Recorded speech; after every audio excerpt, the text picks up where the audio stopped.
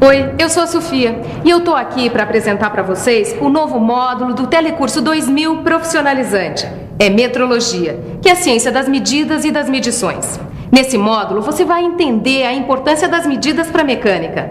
E aqui no meu laboratório, eu vou ter a ajuda do Caio, que é o estagiário que vocês já conhecem. É isso aí. Vim fazer um estágio aqui com a Sofia, que é uma ótima técnica em metrologia. E a metrologia é muito importante para a mecânica, porque ela garante o processo de fabricação, cuida dos instrumentos e ela indica os métodos de medição. Nossa, Sofia, eu achei que isso aí fosse mais simples.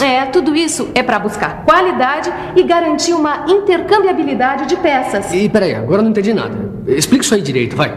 É o seguinte, imagina um carro importado rodando no Brasil e que de repente ele precise de um pistão novo. Se as medidas do pistão fabricado no Brasil não estiverem corretas, ou o pistão não entra no cilindro estrangeiro, ou então fica folgado, prejudicando o bom funcionamento do motor, não é isso? Exatamente. A metrologia existe para garantir que o pistão fabricado aqui possa substituir o original e trabalhar perfeitamente ajustado ao cilindro produzido no país de origem. E para que essa qualidade seja atingida, é necessário o uso de instrumentos de medidas. Esse é o tema do nosso módulo. Na teleaula de hoje, você vai saber como se desenvolveu a necessidade de medir com maior exatidão e ainda vai ver como se deu o surgimento do sistema métrico. E se você também quer qualidade na medida exata, então fique ligado, porque a nossa primeira teleaula de metrologia já está começando. Vamos lá. Por favor, vocês poderiam medir o comprimento dessa caixa de fósforo usando o dedo polegar? Vai lá, garotão. Quanto dá? Deu mais que 2 polegares. Muito bem, o senhor agora. Não, deu 2 polegares. E agora vamos medir o comprimento daquele carro usando o palmo. Vamos lá? Vamos lá. Vamos ver o que vai dar? Vai, garotão, você primeiro.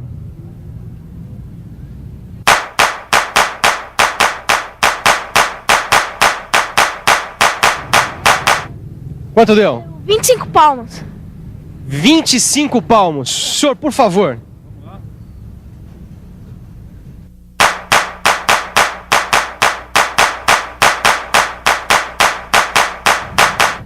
E aí, senhor, quanto deu? Deu 18 palmos. 18 palmos. Agora, para terminar, vamos medir aquela calçada ali com os pés. Vamos lá.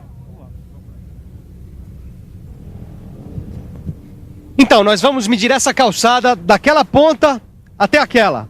Garota, é com você.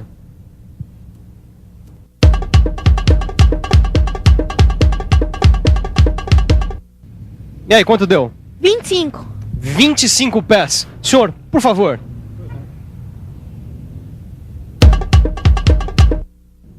Quanto deu? Para mim, a largura da calçada deu 19 pés. 19 pés.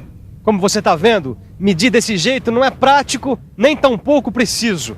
Só que era assim que o homem fazia até há bem pouco tempo atrás. Ele usava o próprio corpo humano como padrão. Foi assim que surgiram a polegada, o palmo, o pé, a jarda, a braça e o passo. Polegada, palmo, o nosso pé, jarda, essa é a braça e o passo. Tá aí. Gostei, Silvano. Olha só, Tito. Nesse livro aqui está escrito que nos séculos XV e XVI, os padrões mais usados na Inglaterra para medir o comprimento eram a polegada, o pé, a jarda e a milha. E o mais interessante é que alguns desses padrões são utilizados até hoje. Nós podemos encontrar aí os correspondentes deles em centímetros. Tô vendo aqui sim, ó. Uma polegada é igual a 2 centímetros, 54 centésimos de centímetro. Um pé é igual a 30 centímetros, 48 centésimos de centímetros. E uma jarda é igual a 91 centímetros, 44 centésimos de centímetros. Titão, olha aqui uma coisa. Mas o que é isso, Silva? A Bíblia? A gente vai rezar agora? Mas que rezar, Titão. Eu estou querendo te mostrar que a preocupação do homem com as medidas é muito antiga. Tão antiga que aqui na Bíblia nós vamos encontrar o primeiro registro de uma medida definida. Não, mas por que foi aparecer uma medida aí na Bíblia? Por causa da construção da arca. O Criador mandou que Noé construísse uma arca com certas dimensões, usando como padrão o côvado. O côvado equivale a 3 palmos, o que dá mais ou menos 66 centímetros. Mais ou menos 66 centímetros? Isso é na medida que se apresenta, Sofia? Olha, como cada corpo é diferente do outro, então as medidas deviam variar demais, né? Isso que você está falando, Caio, tem a ver com a padronização. Se a medida do corpo varia de uma pessoa para outra, não existe uma medida oficial. Pois é. Tu já imaginaste como é que seria a mecânica sem medidas padronizadas? Isso nem dá para imaginar. Pois é. Os antigos já tinham percebido isso e, de alguma maneira, eles buscaram um jeito de encontrar essa padronização. Por isso, todas essas unidades eram baseadas no corpo do rei e tinham de ser respeitadas por quem realizasse medições naquele reino. O problema é que, se o rei morresse, mudavam todas as medidas, né? Para evitar problemas assim, os antigos egípcios criaram um padrão único para a medida deles, que era o cúbito.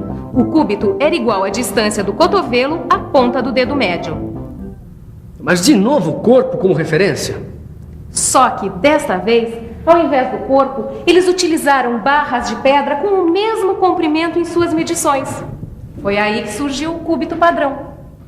O problema é que o cúbito padrão em barra de pedra não era um instrumento muito prático para ser usado numa construção. Por isso, foram gravados comprimentos equivalentes ao cúbito padrão nas paredes dos principais templos egípcios. Assim, cada um podia conferir periodicamente o tamanho da sua barra e ficava mais fácil construir uma pirâmide. E foi exatamente o que os franceses fizeram com a toesa no século XVII. Toesa era a unidade de medida linear usada na França. Olha, esse livro aqui conta que eles materializaram a toesa em uma barra de ferro com 2 pinos nas extremidades e chumbaram essa barra na parte externa do Grand Châtelet, em Paris. Ah, pelo jeito assim, ficava à disposição de quem quisesse aferir os seus instrumentos. Mas, Silva, quanto é que valia uma toesa? A toesa equivalia a 6 pés, o que dá mais ou menos 182 centímetros e 9 décimos de centímetro. Pelo jeito, desde aquela época, os franceses sacaram a importância de se ter uma medida padrão. Aí pegaram e chumbaram a barra na parede. Pois é, e nem assim eles resolveram o problema. É que o material se desgastava com o passar do tempo e o padrão teve que ser refeito. E para que não fosse mais preciso refazer esse padrão, com o tempo surgiu um movimento procurando criar uma unidade natural. Como assim natural? O que se queria era adotar uma unidade que fosse encontrada na natureza e facilmente copiada, criando assim um padrão de medida.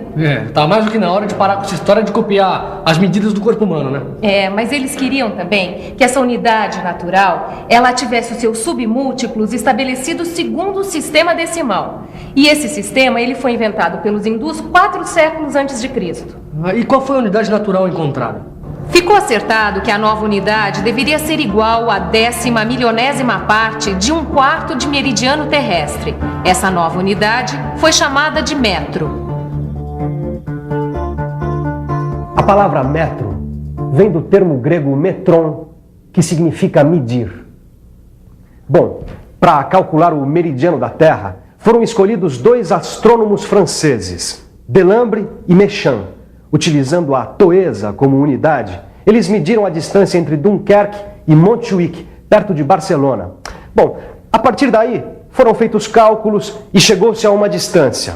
Essa distância foi materializada numa barra de platina com secção retangular, parecida com essa daqui, que tem 4,05 por 25 por 1000 milímetros. O comprimento dessa barra de platina corresponde ao comprimento da unidade padrão metro. Esse metro materializado passou a ser chamado de metro dos arquivos. Só que com o desenvolvimento da ciência, verificou-se que uma medição mais precisa do meridiano da Terra iria dar num metro um pouco diferente. Assim, a primeira definição foi substituída por uma segunda definição. De acordo com essa nova definição, o metro é a distância entre as 2 extremidades da barra de platina depositada sobre os seus pontos de mínima flexão a uma temperatura de 0 graus Celsius. naquela época, escolheu-se essa temperatura porque ela era mais fácil de ser alcançada pelo derretimento do gelo. Só que essa segunda definição do metro também não foi a definitiva. Como o avanço científico provocou exigências tecnológicas maiores, logo viram que o metro dos arquivos apresentava alguns inconvenientes. Que tipo de inconveniente, Silva? Eu li outro dia que o paralelismo das faces não era perfeito. E além disso, o material era relativamente mole, poderia se desgastar. E a barra também não era rígida o bastante. E aí, o que fizeram para resolver isso? Bom, para aperfeiçoar o sistema, eles fizeram um outro padrão que recebeu seção transversal em X para ter maior estabilidade. Uma adição de 10% de irídio para tornar seu material mais durável. E também 2 traços em seu plano neutro para tornar a medida mais perfeita. Olha aqui, Silva. Aqui tem a terceira definição de metro, que é de 1889. Está escrito assim: o metro é a distância entre os eixos de 2 traços principais marcados na superfície neutra do padrão internacional depositado no Bureau International de Poids et Mesures, na temperatura de 0 graus Celsius e sob uma pressão atmosférica de 760 milímetros de mercúrio e apoiado sobre os seus pontos de mínima flexão. Ufa! Como você viu, Titão, naquela época a temperatura de 0 graus Celsius continuava servindo para definir o padrão de metro. Bom, e hoje em dia, essa temperatura continua servindo como referência? Hoje em dia, a temperatura de referência para calibração de instrumentos é de 20 graus Celsius. É nessa temperatura que o metro utilizado em laboratório de metrologia, ele tem o mesmo comprimento do padrão encontrado em Sèvres, na temperatura de 0 graus Celsius. E como o 0 grau continua servindo como referência, então parece que finalmente chegaram a uma definição de metro, né? Não é bem assim, Caio. A partir de 1889 ocorreram outras modificações. Hoje o padrão em vigor no Brasil, ele é recomendado pelo Inmetro e é baseado na velocidade da luz. Na velocidade da luz? Nossa! Mas vem cá, o que é Inmetro, hein? Inmetro é o Instituto Nacional de Metrologia, Normalização e Qualidade Industrial. Ele é um órgão muito importante para a mecânica. E adotou o metro como sendo o comprimento do trajeto percorrido pela luz no vácuo, durante o intervalo de tempo de 1, dividido por 299.792.458 avos do segundo. Só que todas essas definições, elas apenas estabeleceram com uma maior exatidão o valor de uma mesma unidade que é o metro. Mas para que tanta exatidão, Sofia? Ora, porque a metalmecânica trabalha com tolerância mínima. Tolerância, diferença máxima admitida entre um valor especificado e obtido. Margem especificada como admissível para o erro em uma medida ou para discrepância em relação a um padrão. Para o pedreiro que construiu esse prédio, essa margem especificada como admissível, ou seja, a tolerância, pode se dar em centímetro. Já o marceneiro que fez esse móvel trabalha com uma tolerância em milímetro, que é 10 vezes menor que o centímetro. Agora, para o profissional de metalmecânica, essa tolerância tem que se dar em micron, que é 1000 vezes menor que o milímetro. Essa relação entre essas e outras unidades derivadas do metro, você encontra descrita no seu livro de estudo. A correta medição em todo o processo de fabricação é fundamental para se conseguir qualidade. E para que a medição seja de fato correta, é importante que o instrumento de medir esteja calibrado. Agora, tão importante quanto calibrar os seus instrumentos é revisar tudo que a gente aprendeu até agora. Vamos lá? E atenção, se liga aí que é hora da revisão. Nesta primeira teleaula do módulo de metrologia, você aprendeu que antigamente as medidas se baseavam no corpo humano e que mais tarde foi adotada uma unidade natural que podia ser facilmente copiada. Essa unidade foi chamada de metro e recebeu diversas definições, como você pôde acompanhar. Na próxima teleaula, você já vai aprender a usar os instrumentos básicos da metrologia. Enquanto isso, faça os exercícios no seu livro de estudos. E até a próxima teleaula. Tchau! Tchau, tchau.